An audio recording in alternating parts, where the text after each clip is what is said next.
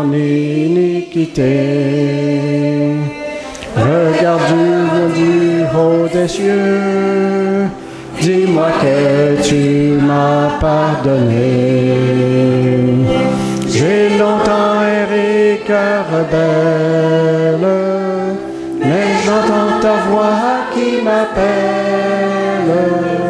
Au pied de la croix maintenant, tout confus, brisé, je me rends. Blanc, plus blanc que neige, blanc, plus blanc que neige, lavé dans le sang de l'agneau, je serai plus blanc que la neige. Oh, le fardeau de mon péché, Dieu très saint est trop grand pour moi. Je veux en être délivré, à cette heure, oh, révèle-toi. Jésus, pour ma délivrance, seul tu peux calmer ma souffrance. Au pied de la croix maintenant, tout confus, brisé, je me rends. Blanc, plus blanc que neige, blanc, plus blanc que neige, lavé dans le sang de l'agneau, je serai plus blanc que la neige. Ô Jésus, ton sang précieux a lavé mon iniquité. Oui, tu m'as répondu des cieux, ton amour m'a tout pardonné. Je te contemple, je puis croire qu'en toi j'ai complète victoire. Au pied de la croix maintenant, je me relève triomphant. Blanc, plus blanc que neige, blanc, plus blanc que neige, lavé dans le sang de l'agneau.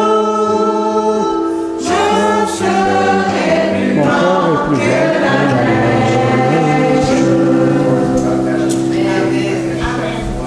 OK, bien, bienvenue à tous. Une autre belle journée à Campagouache. On apprécie notre pianiste aujourd'hui. What's your name? Josiah. Josiah.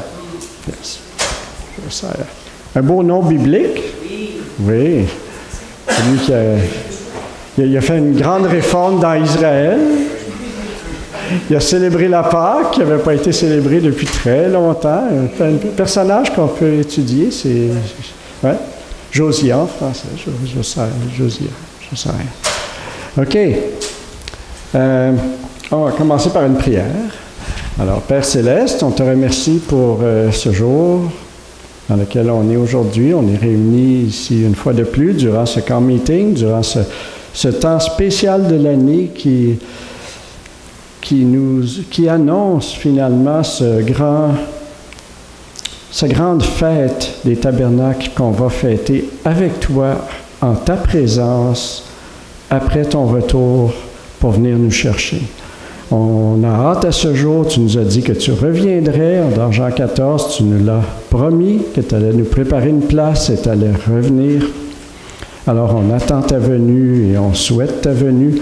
En attendant, Père Céleste, on étudie ta parole, on veut te louer, on veut t'adorer, que ton esprit soit avec nous et que tout se passe bien ce matin. Que la gloire revienne à toi, revienne à Jésus qui s'est sacrifié pour nous et c'est par son grand sacrifice, c'est par Jésus, par sa vie exemplaire, par tout ce que Jésus a fait pour nous que nous te prions. Amen.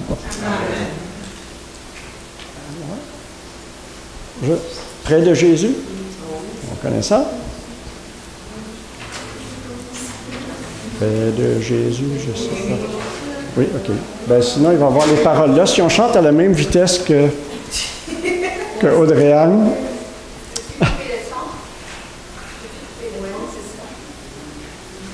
Ah, ben ça sort juste de l'ordinateur, c'est pas fort. Donc, non, c'est ça, mais c'est vrai qu'elle va un peu plus vite, puis ça m'aidait quand je l'entendais, puis j'essayais de chanter en musical. Sans vouloir être difficile, mais je suis jeune. Oui, je peux baisser ici.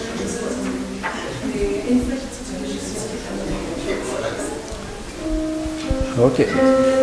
Attends, on va essayer de faire notre mieux.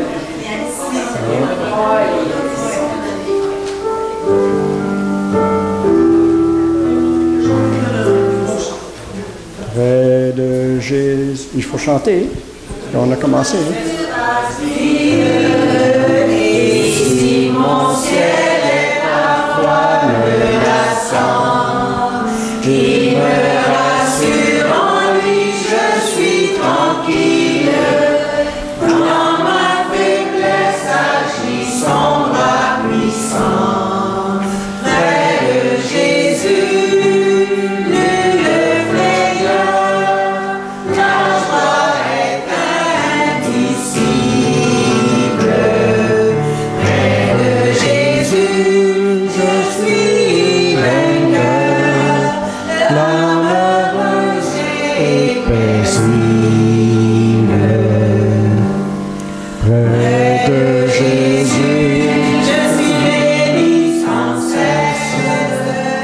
allègrement je porte mes fardeaux. L'amour de lui Dissipe ma tristesse, et son amour me donne le repos. Près de Jésus, nulle frayeur, la joie est indicible.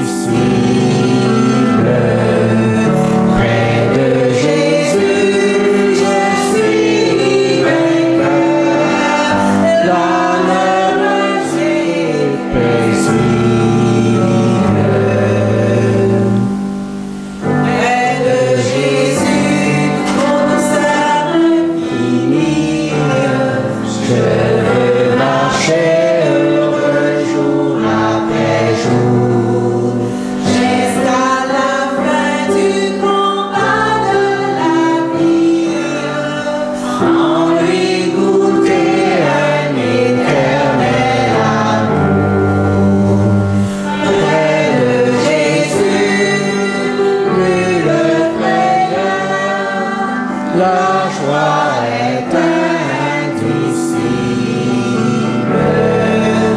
Près de Jésus, je suis vainqueur, l'âme heureuse et paisible.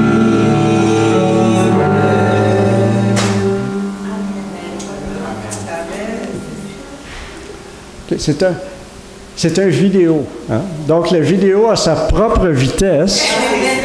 Alors, c'est pour ça, moi, j'ai pas de contrôle pour changer. C'est pas comme des diapos, là, où je peux changer le couplet suivant ou le refrain.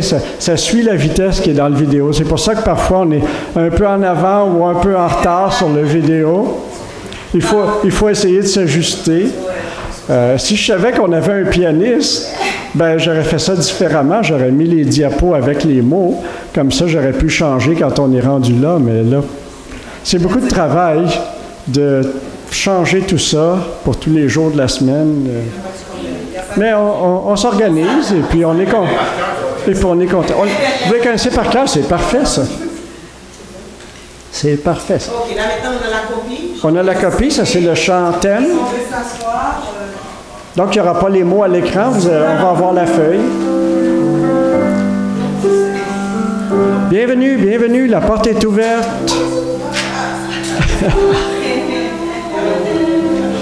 Une heure plus tard dans les Maritimes.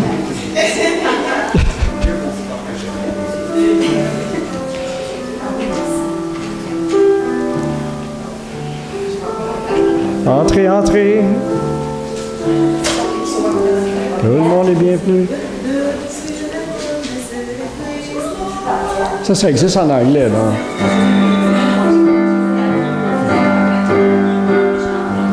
Merci. Est-ce que tu en as pour les gens de ce bord-là? En as-tu d'autres pour eux autres? Ah, OK.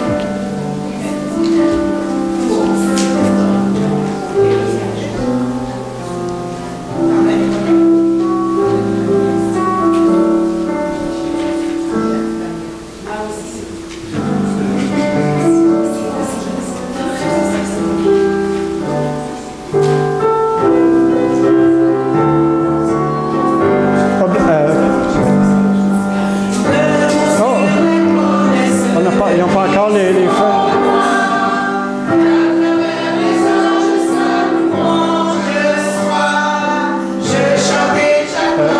Carmen, as-tu d'autres feuilles pour eux autres de ce côté-là?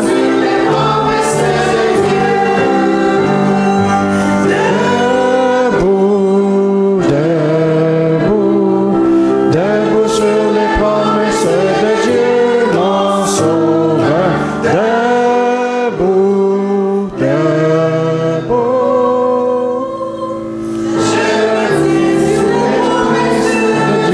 Faut chanter ça vite, la dernière phrase.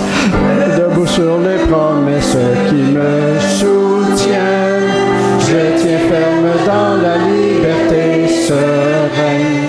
Jésus m'en a fait don et elle est bien mienne. Debout sur les promesses de Dieu. Debout, debout, debout sur les promesses de Dieu, mon sauveur. Debout, debout, je me tiens sur promesse. Pas si vite quand même. Debout sur les promesses de Dieu. Le sang de Jésus répandu pour moi. Pureté parfaite est donnée à ma foi. Debout sur les promesses de Dieu. Debout, debout, debout sur les promesses de Dieu, mon sauveur. Debout, debout, je me tiens sur les promesses de Dieu. Oh, c'est pas évident. Debout sur les promesses de Jésus-Christ, je crois et je vois sa main qui me guérit. C'est lui qui me baptise du Saint-Esprit. Debout sur les promesses de Dieu. Debout, debout, debout sur les promesses de Dieu, mon sauveur. Debout, debout, je me tiens sur les promesses de Dieu. Il y a trop de syllabes. Réunis à lui toujours avec ferveur, par l'épée du Saint-Esprit debout. Debout sur les promesses de Dieu. Debout, debout, debout sur les promesses de Dieu, mon sauveur. Debout, je me tiens sur les promesses de Dieu. OK, Gisèle, on a un travail pour toi. Faut que tu nous retraduises ça comme il faut, là. Merci beaucoup. OK, est-ce qu'on a une musique spéciale? Il n'y a personne qui va faire une musique spéciale aujourd'hui, là? Improviser une musique spéciale, quelqu'un? Non? OK, bon, on va passer au message. Merci. Thank you. Merci. OK, donc on continue notre étude des promesses et des églises avec Pasteur Jacqueline Émile. Je ne sais pas pour vous, mais je commence déjà à avoir chaud. Ok, chers amis, chers frères et sœurs, bonjour. Bonjour. Ok, vous avez appris la leçon. Vous savez que je n'aime pas les petits bonjours faibles. Ok, avez-vous passé une bonne nuit? Est-ce que vous êtes prêts pour une bonne journée? Est-ce que vous êtes prêts pour méditer sur la parole de Dieu? Amen. Je suis très contente d'être avec vous ce matin. Et bien sûr, nous allons chanter notre petit chant aussi sur Jésus, Hébreux 13, verset 8. Et à chaque fois que je dis ça, puis j'oublie la mélodie. Mais là, vous vous souvenez, hein? C'est quoi encore Jésus-Christ? Jésus-Christ est toujours. Ok. C'est incroyable. Oh, c'est incroyable. Ça se voit que j'ai pas le don de chanter, hein? Ça se voit. C'est la raison pour laquelle quand on est à l'église, Dieu donne différents dons pour l'édification de toute l'église. Ok, Jésus-Christ est toujours le même. Jésus-Christ est toujours 3, 4. Jésus-Christ est toujours le même. Toujours le même. Toujours le même. Jésus-Christ est toujours le même. Hier, aujourd'hui, éternellement. Super, we got it. Ok. Bon, nous ne sommes pas au 21e siècle, nous sommes au premier siècle. Et nous nous mettons dans la peau de ces gens, de ces premiers croyants qui ont commencé, qui ont lancé le mouvement, qui ont lancé l'Église chrétienne. Et à un certain moment, ces croyants avaient besoin d'entendre le Christ ressuscité leur parler. L'Ancien Testament, c'est la promesse du Messie. Les 4 évangiles nous donnent la réalisation de cette promesse, nous racontent la vie de Jésus. Les autres livres du Nouveau Testament nous expliquent comment marcher avec ce Christ-là, avec ce Messie. Et l'Apocalypse nous révèle encore d'autres informations sur Jésus-Christ glorifié, qu'est-ce qu'il est en train de faire dans son Église et qu'est-ce qui va se passer. J'espère que nous aurons le temps d'aborder Apocalypse 4 et 5. Parce que sans Apocalypse 4 et 5, c'est difficile de voir toute l'ampleur de ce qui est en train de se réaliser pour nous. Parce que nous sommes encore dans les églises sur la terre. Mais dans Apocalypse 4 et 5, les amis, ces 2 chapitres, c'est la plus grande scène d'adoration et de louange qu'on peut avoir dans la Bible. Il ne faut pas, même si on n'a pas le temps de voir ces chapitres, il faut vous-même aller lire ces 2 chapitres-là. Extraordinaire. Mais j'espère qu'on aura le temps. On est déjà mardi. Je voudrais sincèrement vous remercier pour votre accueil. Vous vous connaissez assez bien. Vous êtes une bonne gang. Vous m'avez accueilli au milieu de vous. Merci beaucoup. J'apprécie l'accueil chaleureux. J'apprécie aussi le fait que vous soyez aussi intéressés, disposés à étudier avec moi, à méditer sur la parole de Dieu. Merci beaucoup, j'apprécie. S'il y a des gens qui voudraient me voir pendant la journée, écoutez, je suis sur le camp, je marche un peu partout, donc n'hésitez pas, arrêtez-moi. Si vous voulez m'appeler, mon numéro, c'est le... Oh, c'est enregistré, hein?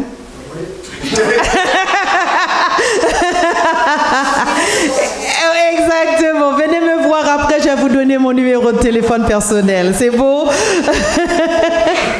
C'est beaucoup plus facile comme ça, beaucoup plus facile. Ok, ceci étant dit, on va faire une petite récapitulation de ce que nous avons déjà vu dans ce livre qui révèle Jésus-Christ. N'oubliez pas, ce livre ne parle pas de la fin et de tous les événements négatifs et puis on se concentre sur les événements négatifs. Non, ce livre parle de Jésus-Christ. Et vous allez voir qu'au chapitre 5, c'est ça que les gens oublient quand ils lisent et l'Apocalypse, c'est que le chapitre 5 nous révèle l'agneau qui a déjà gagné. Donc je dis toujours, pour nous autres en tant que croyants, nous ne combattons pas pour avoir la victoire. Nous combattons en position de victoire. Comprenez bien la différence. Quand vous combattez pour avoir la victoire, vous ne savez pas ce qui va se passer. Right? Exactement, exactement. Mais nous sommes en train de combattre en position de victoire. L'agneau a gagné, c'est le message de chapitre 5. Et vous voyez que je suis déjà très enthousiaste. C'est comme si j'étais déjà au chapitre 5. Mais nous avons vu au chapitre 1er tous les titres de Jésus. On reprend ces titres. Le premier et le dernier. Le commencement et la fin. L'alpha et l'oméga. Celui qui était, qui est et qui vient. Ensuite, d'autres titres. Le témoin fidèle. On va parler de témoin fidèle encore aujourd'hui.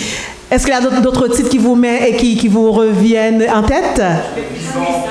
Le vivant. Voici, j'étais mort, mais je suis revenu à la vie. Je suis vivant au siècle des siècles. Aussi.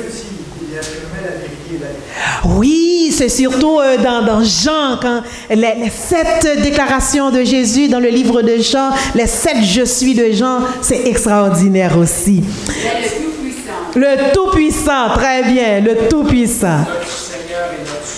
Notre Seigneur et notre Sauveur, très bien. Donc une vision extraordinaire du Jésus, de Jésus-Christ est glorifié dans Apocalypse 1er et dans Apocalypse 2. Bien sûr, nous voyons Jésus qui marche au milieu des chandeliers. Est-ce que les chandeliers sont des chandeliers physiques? Non, les chandeliers représentent les églises. Et Jésus qui a dans sa main droite les 7 étoiles. Les 7 étoiles représentent les anges, les leaders spirituels, les messagers, les pasteurs qui ont ce message et qui, venant de Jésus, a délivré à leurs églises. Et nous avons vu la première église, l'église Éphèse. C'est l'église qui a une bonne théologie, qui a de très bonnes croyances, mais qui manque, qui a perdu son premier amour, qui manque d'amour. La deuxième église, nous l'avons vue hier, c'est l'église de Smyrne. Et l'église de Smyrne, c'est l'église persécutée. Right? L'église persécutée. Mais Jésus dit à l'église de Smyrne, oh, attention, à l'église d'Éphèse, quelle est la promesse de Jésus? L'arbre de vie, parce que l'église est morte si on n'a pas d'amour, hein? L'arbre de vie, c'est la première promesse. La deuxième promesse, c'est pour l'église de Smyrne, c'est quoi? La couronne de vie. Et puis ensuite, tu as dit quelque chose aussi, c'est bien. Parce que si on a la couronne de vie, donc on ne souffre pas de la seconde mort qui est la mort éternelle. Ok? Et j'avais dit 2 mots pour la question de couronne. Est-ce que vous vous souvenez de ces 2 mots? Oui, diadema et Stéphanos. Diadème, c'est pour la couronne royale et Stéphanos, c'est pour la couronne de victoire, la couronne de vie. Très bien, très bien. Aujourd'hui, nous allons voir l'église de Pergame. L'église de Pergame. Éphèse, Smyrne, Pergame. N'oubliez pas, les églises sont placées en demi-cercle par rapport à l'île de Patmos. Donc nous sommes à la 3e église, l'église de Pergame. Avant, implorons la présence du Saint-Esprit. Éternel, notre Dieu, notre Père, en ce matin, notre âme est assoiffée de toi. Seigneur, nous voulons avoir un mot de toi. Un mot qui convient à notre situation. Un mot qui nous rappelle que tu nous aimes et que tu connais ce qui se passe dans notre vie. Tu sais ce qui se passe dans notre vie. Seigneur, manifeste-toi. Parle-nous. Nous sommes attentifs. Nous voulons t'écouter. Au nom de Jésus. Amen. 3e lettre à l'église de Pergame. Nous allons commencer avec le premier verset. Nous sommes dans Apocalypse chapitre 2, verset 12. Apocalypse, chapitre 2, verset 12. Et nous allons lire ensemble, les amis. Allons-y. Écrit à l'ange de l'église de Pergame. Voici ce que dit celui qui a l'épée aiguë à deux tranchants. Comme d'habitude, un petit moment, comme d'habitude, dans l'introduction, on a l'adresse de l'église. Écrit à l'église de Pergame. Pergame. C'est quoi cette ville? Qu'est-ce qui se passe dans cette ville? On est au 1er siècle. À Pergame, c'est la politique. Parce que c'est la capitale de la province romaine de l'Asie. C'est la politique. Les représentants de l'empereur exercent un pouvoir absolu. Parce qu'on est dans une province romaine. D'ailleurs, romain ou Rome, ben, ça veut dire, c'est un mot grec qui veut dire tout simplement force. Force. Et quand on a cette force-là, on l'exerce. Il n'y a pas longtemps de cela, quand la guerre a déclaré en Ukraine, j'ai un ami qui a fait cette remarque. Il m'a dit, Jacqueline, ça fait longtemps que dans l'Ouest, on est en train d'accumuler des armes. À un certain moment, il faut les utiliser. La force. Rome a pu, le gouvernement d'alors a pu réaliser le rêve d'Alexandre, qui est d'unifier beaucoup de parties de l'Asie, de l'Est, pour pouvoir faire un grand royaume. L'objectif de Rome n'est pas de changer la culture. C'est la raison pour laquelle, même si c'est Rome qui dirige, on est au 1er siècle, mais la culture vient de la Grèce. L'objectif de Rome, c'est d'unifier le monde, d'exercer ce pouvoir extraordinaire. Et comment est-ce que Rome fait pour l'exercer? Ben, c'est qu'après toute conquête, toute victoire, le gouvernement romain va envoyer des représentants dans ces différentes villes, dans ces différentes provinces. Et ces représentants sont là pour exécuter l'ordre de Rome et de s'assurer qu'il n'y ait pas de dissidents. Rome a construit un réseau routier extraordinaire qui relie les différentes provinces. Rome, c'est la force, la culture, la Grèce. Dans cette province, donc, c'est la politique. La politique qui est soutenue par une puissance extraordinaire parce que c'est eux qui décident qui doit vivre et qui doit mourir. Vous pouvez faire tout ce que vous voulez, il suffit de suivre la politique, de respecter le gouvernement romain par l'intermédiaire du culte fait à l'empereur. J'ai parlé de ce culte-là hier. C'était partout dans les provinces, mais aussi en payant les taxes. Parce que vous êtes redevable à l'empereur. À Pergame, non seulement c'est la politique, c'est aussi une ville très intellectuelle.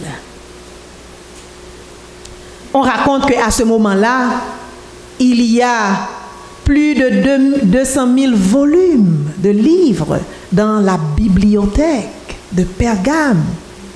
Comprenez bien, on ne possédait pas des livres comme ça, on allait dans la librairie ou n'importe où on achète. Donc si dans une ville il y a autant de volumes disponibles et tout le monde ne savait pas lire, comprenez bien l'ampleur de la culture intellectuelle de cette ville. C'est Pergame. À Pergame, il y a bien sûr le temple réservé au culte de l'empereur. À Pergame, ce n'est pas seulement le temple réservé au culte de l'empereur, il y a aussi d'autres temples qui sont là. Et on peut bien imaginer ce que Jésus a dit à l'église de Pergame, que c'est une description tout à fait appropriée. Quand Jésus dit au verset 13, « Je sais où tu demeures. Je sais que là est le trône de Satan. » Cette culture intellectuelle qui fait la promotion de l'adoration des faux dieux, cette ambiance politique dans laquelle une force extraordinaire s'exerçait sur les populations, les citoyens pour qu'ils puissent respecter Rome. Je sais où tu demeures, dit Jésus, et là où tu demeures, c'est le trône de Satan. Comprenez-vous, les amis, que Jésus a gagné à la croix. Il a dit à Satan que j'ai repris le contrôle de la planète Terre parce que Adam l'a donné à Satan à l'Éden quand il a décidé de manger de l'arbre de la connaissance du bien et du mal. Jésus a cette victoire spirituelle extraordinaire. Maintenant, c'est lui le représentant de la race humaine. Mais le royaume physique de Jésus n'est pas encore établi. Est-ce qu'on comprend ça? Nous sommes le royaume spirituel. Mais le royaume physique n'est pas encore établi. Et dans le monde, il y a de ces gouvernements qui sont tout simplement en train d'exécuter ce que Satan dit. Comprenez-vous? Un royaume, quelqu'un qui exerce son pouvoir pour tyranniser les autres, ça ne vient pas de Dieu. Ça ne vient pas de Dieu. C'est la raison pour laquelle Jésus, dans la prière dominicale, a fait cette demande, que ton règne vienne. Ça devrait être, les amis, la prière que nous faisons chaque jour. Nous pouvons bien être à l'aise dans notre petit coin de terre, mais n'oubliez pas que la terre est en train de souffrir jusqu'à ce que Jésus vienne pour rétablir les choses. So, Jésus dit, il reconnaît que son église qui est à Pergame est située là où Satan est. Et ça nous dit aussi que c'est possible que l'église de Dieu soit n'importe où. Nous sommes comme des lilas. Vous savez comment ces fleurs sont... Exactement. Poussent partout, n'importe où et gardent leur beauté. Exactement. Donc, ce n'est pas nécessaire de se dire, ok, moi je vais laisser cette partie-là parce qu'il y a trop de choses mauvaises qui se passent. Moi je vais... Non, non, non. On peut être chrétien n'importe où. Est-ce que vous comprenez ça, les amis? On peut être croyant, on peut garder sa foi n'importe où. Oui, on peut prendre la décision d'aller habiter quelque part. Il n'y a pas de problème dans cela. Mais ne prenez pas cette décision en pensant que c'est là où je vais, eh bien, ce sera parfait, ce sera extraordinaire. Le royaume physique de Dieu n'est pas encore établi sur la terre. Donc, à Pergame, Jésus dit, je sais où tu demeures. Je sais que là est le trône de Satan. Tu retiens mon nom et tu n'as pas renié ma foi. Tu retiens mon nom, tu n'as pas renié ma foi. Même au jour d'Antipas, mon témoin fidèle, qui a été mis à mort chez vous, là où Satan a sa demeure. Regardez combien de fois est-ce que Jésus parle de Satan dans un seul verset. Antipas. On ne sait pas trop qui est Antipas à l'église de Pergame. C'est un nom qui est très répandu, un nom qui est très répandu. On raconte que peut-être c'est quelqu'un qui a été un martyr. Et le mot, en fait, que Docteur Second traduit ici, il dit témoin. Mais en fait, le mot grec, c'est le mot dont on tire le mot martyr maintenant. Ce n'est pas quelqu'un tout simplement qui fait un témoignage. C'est quelqu'un qui peut aller jusqu'au bout pour attester son témoignage. Jusqu'à la mort. C'est la raison pour laquelle on dit c'est un témoin fidèle. Donc, ça ne suffit pas de dire je crois en Jésus, mais qu'est-ce que tu es prêt à faire pour témoigner que ta foi est correcte, que c'est elle qui est le centre de ta vie. À Pergame, il y avait cette force politique extraordinaire et je dois revenir maintenant sur le titre de Jésus. Je suis celui, voici ce que dit celui qui a l'épée aiguë. Une épée, vous savez ce que c'est une arme offensive. Et qui est-ce qui a l'épée au 1er siècle? L'épée. Ah, voilà. Et là, on peut penser que la personne qui a l'épée, la personne qui a la bombe atomique, c'est la personne qui a le pouvoir. Right? Jésus dit, non. Pensez d'une autre façon. C'est moi qui ai l'épée. C'est-à-dire, c'est moi qui décide de la vie et de la mort. Exactement. C'est moi qui décide qui doit vivre et qui doit mourir. Donc, c'est-à-dire, l'essentiel pour nous, et je le dis depuis samedi, l'essentiel pour nous, les amis, c'est pas 70, 80 ans sur cette terre. Parce que, mais de toute façon, ça va arriver à un terme. À n'importe quel moment, mais écoute là, si Jésus ne revient pas, je vous assure, dans 20 ans, dans 30 ans, nous ne serons pas là. Ah ben, c'est la vie. Ben, c'est la vie. La vie après le péché. À chaque fois que quelqu'un me dit c'est la vie, j'ajoute toujours après le péché. Parce qu'avant le péché, la vie n'était pas faite comme ça. Mais Jésus dit, je suis celui qui a l'épée aiguë à 2 tranchants. Et vous savez aussi que l'épée à 2 tranchants dans la Bible veut dire la parole de Dieu. Dans Hébreu, la parole de Dieu, c'est une épée à 2 tranchants. Donc, Jésus vient dans ce contexte politique basé sur la force, sur l'oppression, et dit non, c'est moi qui ai l'épée, c'est moi qui décide. Ne vous inquiétez pas, la mort physique n'est rien. C'est la mort spirituelle qui est tout. Donc, il dit à cette église, je sais où tu demeures. Tu n'as pas renié ta foi. Ça, c'est le côté positif. Et tu vas jusqu'à la mort pour défendre ta foi. Il n'y a pas de problème. Je suis content de cela. Et vous connaissez la structure des lettres, n'est-ce pas?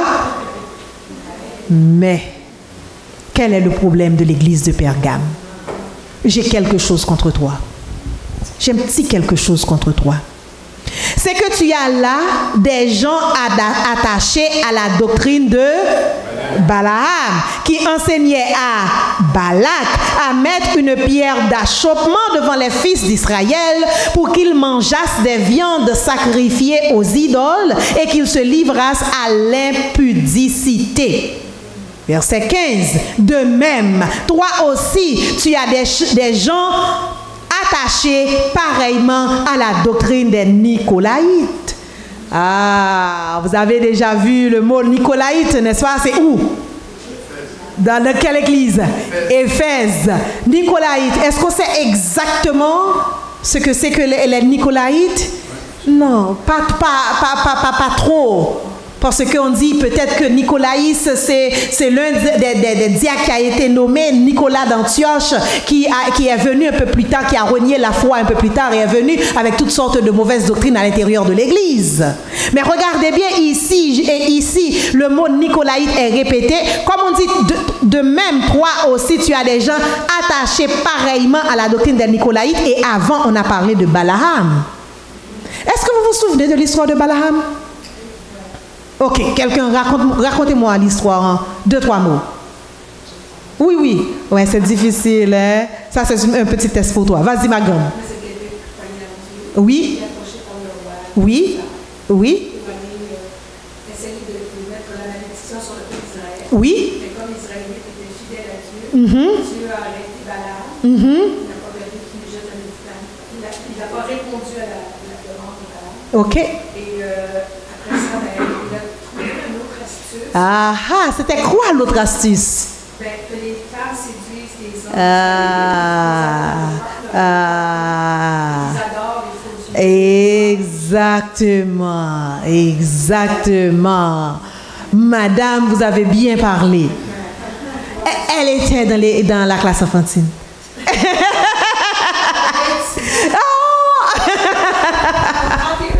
Ok. Donc, Balaam, bien sûr, Balak appelle Balaam pour aller maudire le peuple d'Israël. Et Balaam ne peut pas le faire parce que chaque parole qui sort de sa bouche contre le peuple d'Israël, c'est une parole de bénédiction. Et là, mais on essaie parce qu'on voit que ce peuple-là gagne les batailles à cause de son Dieu.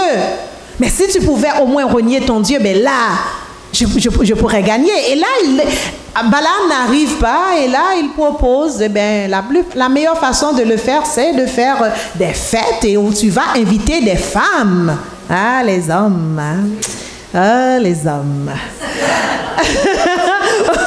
Et là, grâce à ça, tu vas entraîner le cœur d'Israël vers l'idolâtrie.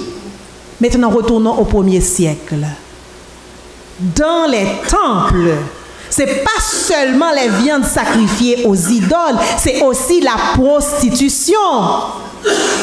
Et c'est la raison pour laquelle certains chrétiens du 1er siècle, non seulement ils ont un problème avec cette histoire de viande sacrifiée aux idoles, mais aussi avec l'immoralité qui se passe dans les temples. Oui. J'avais déjà entendu dire que Nicolaïte, ça venait du fait que les gens croyaient que si ton esprit était pur, Tu peux faire n'importe quoi avec ton corps. mais tu vas te connaître. Oui. Mais écoute, au 1er siècle, on est à la fin du 1er siècle, c'est toutes sortes de choses qui sont en train d'entrer dans l'Église. Rappelez-vous, 50 ans auparavant, quand Paul a laissé Éphèse, Paul a dit à Éphèse, dans la lettre aux Éphésiens, attention, je m'en vais, mais je sais qu'après moi, il va y avoir des faux prophètes qui vont venir pour vous enseigner toutes sortes de choses. Et vraiment, 50 ans après, à l'époque de l'écriture et de Révélation et d'Apocalypse, c'est exactement ça qui se passait. Donc ce mélange de vérité et de mensonge, écoutez, nous pouvons retourner au 1er siècle dans cette ville appelée Pergame, mais est-ce que vous ne vous retrouvez pas au 21e siècle aussi? Dans cette grande ville avec ses universités, avec ses docteurs, avec toutes ses connaissances et attention les amis, je ne veux pas dire qu'on ne doit pas apprendre. Je serais très hypocrite si je disais ça. J'ai des diplômes. Mais cette confusion qui règne dans le monde, on ne sait pas exactement qui, quoi. Vous voyez des gens qui disent des choses, qui font des choses. C'est comme, oh my God, mais d'où est-ce que ça sort? Le chrétien qui est dans un monde de confusion comme ça, la bonne nouvelle, c'est que le chrétien est ferme parce qu'il sait exactement Quoi? Je suis assise à l'université et là, un des professeurs, c'est un très bon professeur, j'avais une très bonne relation avec lui. Il est en train de parler, on parlait de l'histoire de la langue française et là, il laisse un petit peu le cours pour faire et pour ouvrir des parenthèses. Et là, il est en train de parler comment l'Église est mauvaise, pourquoi est-ce qu'on croit à ce Dieu-là et comment est-ce qu'un intellectuel peut oser croire qu'il y a un Dieu. Et il est en train de parler et de dire, mon ami qui est à côté de moi, il est de croyance protestante. Et là, pendant la pause, il me dit, Jacqueline, je ne vais pas revenir dans cette classe parce que c'est trop pour moi. Moi, je suis en train de dire, écoute, moi, je suis assis, j'écoute ce professeur-là avec de la tristesse au cœur, mais avec un petit peu de rire au sournois aussi. Parce que je me dis, premièrement, c'est quelqu'un qui a été blessé par l'Église, malheureusement. Puis deuxièmement, mais je suis là dans cette classe. C'est grâce à Jésus. C'est grâce à Dieu. Il ne connaissait pas mon parcours. Il ne connaît pas mon parcours. Mais le fait que je sois ici, au Canada, dans une classe, à l'université, en train d'écouter un professeur, même s'il parle contre Dieu, mais je sais que c'est Dieu qui m'a mise là. Parce que à travers tout ce que j'ai subi dans ma vie, tous les parcours, tout ce que j'ai fait, et là, je peux m'asseoir sans prêt étudiant. J'ai raconté un petit peu mon histoire à des amis ici. Sans prêt étudiant, en train d'écouter ce professeur, mais tu ne peux pas nier ma vie. Ah, tu peux dire ce que tu veux, mais tu ne peux pas nier mon expérience. Exactement. Et c'est la raison pour laquelle je vous dis, on peut être chrétien n'importe où. Je suis assise, j'écoute et ça ne me dit absolument rien.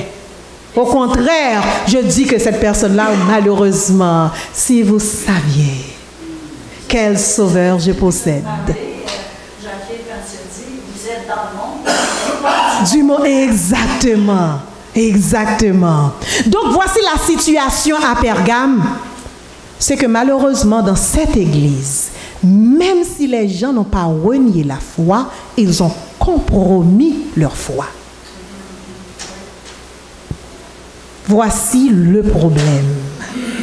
Tu n'as pas renié ma foi, mais ce que j'ai contre toi, c'est que tu as là des gens. Dans l'église, il y a des gens attachés à la doctrine de Balaam. C'est-à-dire des gens qui ont cette mixité au niveau de leur foi. Rappelez-vous le concile de Jérusalem. C'était clair, les apôtres ont envoyé la nouvelle dans toutes les églises que, ok, ne donnez pas trop de choses à faire pour les nouveaux croyants, les Grecs.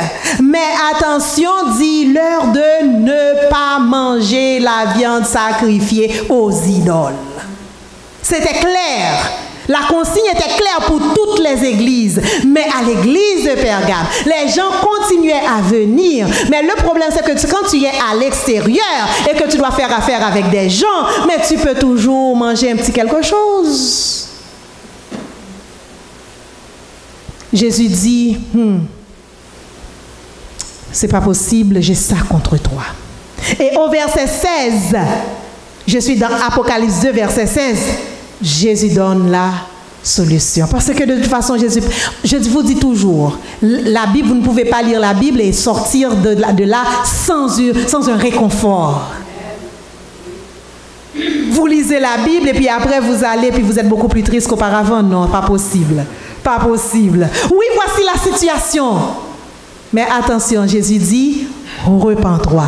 Rappelez-vous, la définition du repentir, c'est changer de direction complètement. Ce que vous aviez l'habitude de faire, ne le faites plus. Donc, repens-toi, chère Église.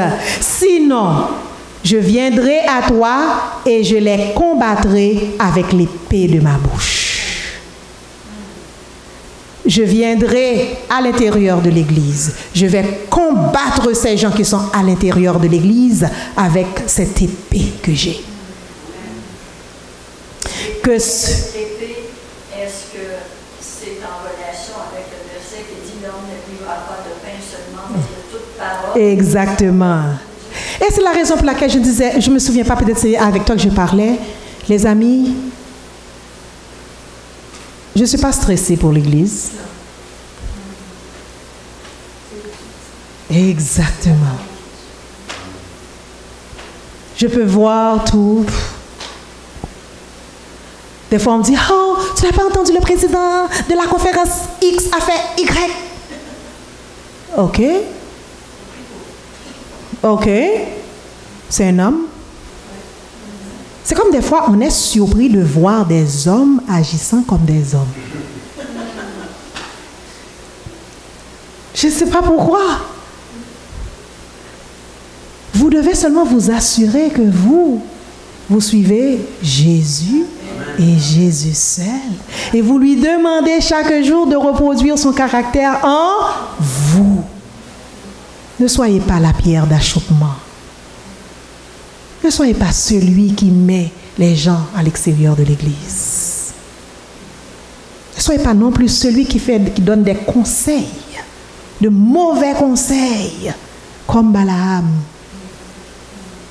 pour détruire le peuple de Dieu. Parce que Jésus va venir, il va combattre avec vous. Il va vous combattre. C'est ce qui est dit. Et là, il continue que celui qui a des oreilles entende ce que l'Esprit dit aux églises. La promesse.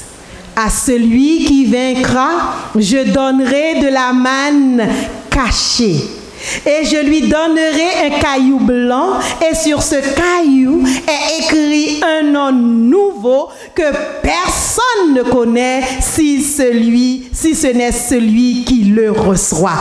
À celui qui vaincra. Bien sûr, toutes les promesses sont faites aux vainqueurs. Mais n'oubliez pas, pour vaincre, pour devenir vainqueur, il faut être en Jésus-Christ. C'est Jésus qui nous donne la victoire. Donc il dit, à celui qui vaincra, je donnerai de la manne cachée. Il y a cette tradition de la culture juive où on dit que, bien sûr, dans The Mercy Seat, oui, ouais, la boîte tout entière. L'Arche de l'Alliance, merci beaucoup. Merci beaucoup. Dans l'Arche de l'Alliance, il y avait ce petit morceau de manne, n'est-ce pas, comme exemple.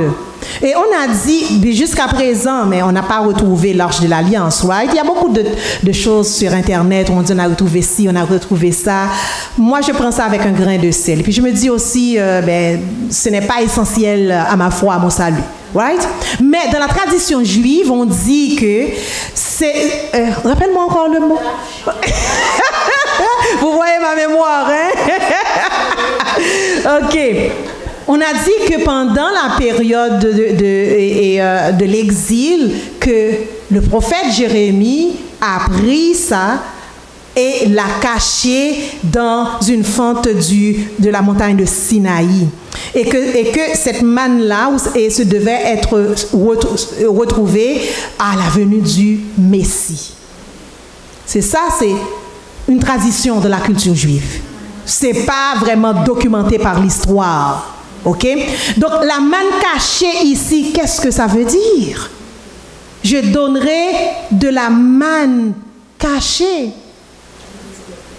La manne, c'est le pain. Une autre... La parole de Dieu. Une autre explication. Je donnerai de la manne cachée. Cette nourriture extraordinaire, spéciale, qui est sortie d'en haut et qui est faite spécialement pour le peuple de Dieu. Exactement. Donc Jésus dit à cette église, si tu te repens, je vais continuer à te nourrir. Parce que là, tu reprends ta place au sein de mon peuple. Parce qu'on ne vit pas seulement, comme tu le dis, l'homme ne vit pas seulement de la nourriture, mais de toute parole qui sort de la bouche de Dieu. Donc, je vais te nourrir. Je vais te dire exactement quoi croire, comment mener ta vie, comment mener une vie saine, une vie équilibrée, une vie forte en moi. Et je te donnerai aussi un caillou blanc, ce petit caillou qu'on donnait à tous les vainqueurs qui étaient des preuves de leur victoire dans la ville de Pergame et qu'on pouvait utiliser dans les magasins ou bien dans les grandes rencontres pour dire que moi j'ai vaincu, je suis vainqueur et là je peux avoir droit à tous les privilèges possibles. C'est ça, ce petit caillou. Et Jésus dit, ah oui, je vais te donner à toi. Regardez bien, cette ville qui a un pouvoir politique extraordinaire basé sur la coercition. Et là, Jésus qui dit, non, c'est moi qui décide, qui doit vivre, qui doit mourir. Et si quelqu'un est avec moi, je ne vais pas le combattre, je vais lui donner des privilèges extraordinaires. C'est ce que Jésus est en train de dire. Donc, comprenez-vous, quand vous vivez dans une ville, dans une situation, dans une maison où ça ne va pas trop bien et que vous décidez quand même de rester avec Jésus par sa toute puissance, par sa force, même si vous vivez une situation difficile, Jésus vous dit, ne vous inquiétez pas. Votre nom est inscrit aux cieux. Vous aurez des privilèges extraordinaires dans mon royaume. Il suffit de rester avec moi et c'est moi qui décide de ta destinée. Personne ne peut décider de notre destinée. Personne.